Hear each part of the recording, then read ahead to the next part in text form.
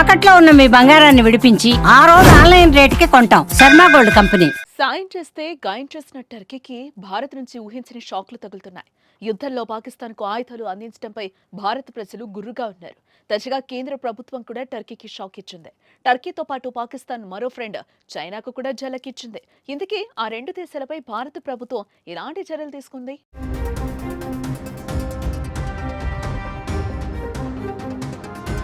భారత్పై దాడులకు Pakistan, China, Turkey ఆయుధాలను ఉపయోగించింది.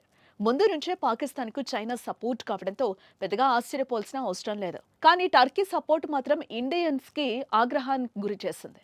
ఎందుకంటే ఆ దేశానికి భారత్ ఎంతో సాయం అందించింది. భూకంపం వస్తే భారతీయ రెస్క్యూ బృందాలు వెళ్లి సహాయక చర్యలో పాల్గొన్నాయి. భారతదేశం నుంచి ఆహార పదార్థాలు, మెడికల్ కిట్స్ను పంపించాయి. కానీ టర్కీ అవన్నీ మర్చిపోయి పాక్కు మద్దతు ఇచ్చింది ఈరోజు. అంతేకాదు ఆ దేశ పత్రికలు భారత్పై అసత్య కథనాలు ప్రచారం చేశాయి. దీంతో చైనా, టర్కీలకు భారత్ జలకిచ్చింది.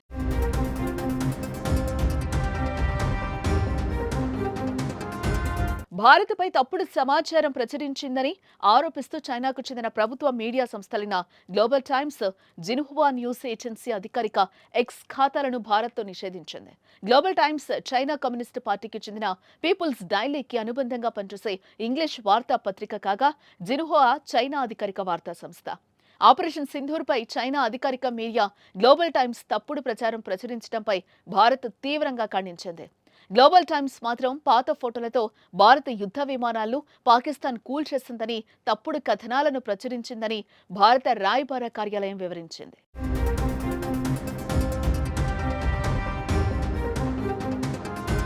అలాగే టర్కీ అధికారిక సోషల్ మీడియాపై కూడా నిషేధం విధించింది. Turkish broadcaster TRT world X ఖాతాను బ్యాన్ చేసింది. ఉద్రిక్తతల సమయంలో భారత్పై పాకిస్తాన్ టర్కీ నుంచి కొనుగోలు చేసిన డ్రోన్లతో దాడి చేసినట్టు సైన్యం నిర్ధారించింది. ఇప్పటికే అజర్బైజాన్, టర్కీ ప్రయాణాలపై అంతర్జాతీయ ట్రావెల్ బుకింగ్ సేవలందించే పలు ఆన్లైన్ ప్లాట్ఫామ్లు బుకింగ్లు నిలిపివేస్తున్నట్లు ప్రకటించిన విషయం తెలిసిందే. పాకిస్తాన్కు మద్దతు తెలుపుతున్న టర్కీ, అజర్బైజాన్లకు ఒకవేళ భారతీయులు ఎవరైనా వెళ్లాల్సి వస్తే అక్కడ సున్నితమైన ప్రాంతాల పర్యటనలో చాలా అలర్ట్గా ఉండాలని సూచించాయి. అటు పూణేలోని వ్యాపారులు టర్కీ నుంచి దిగుమతి చేసుకున్న యాపిల్స్ను బహిష్కరించారని నిర్ణయించుకున్నారు. టర్కీ పాకిస్తాన్కు మద్దతు తెలుపుతోందని, ఉగ్రవాదానికి ప్రోత్సాహం అందిస్తోందని, అందుకే ఈ నిర్ణయం తీసుకున్నామని చెప్పారు.